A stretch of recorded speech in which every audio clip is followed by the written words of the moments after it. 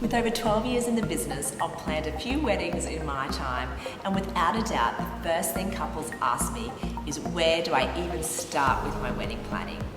I know that it can be easy to get caught up in the overwhelm, so I wanted to give you peace of mind when it comes to planning your own wedding.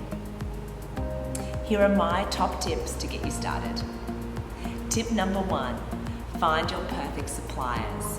Now, the key to a seamless wedding is selecting suppliers who really understand your vision and are like-minded.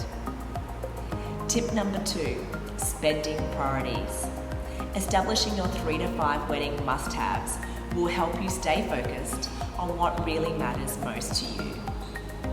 And tip number 3 is budget, budget, budget. Keeping a working budget throughout the entire planning process is essential to keeping you on track and prioritizing what really matters to you.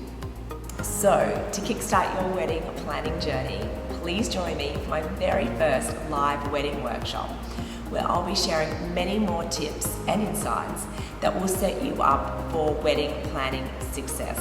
Be sure to click on the link in our bio to register today.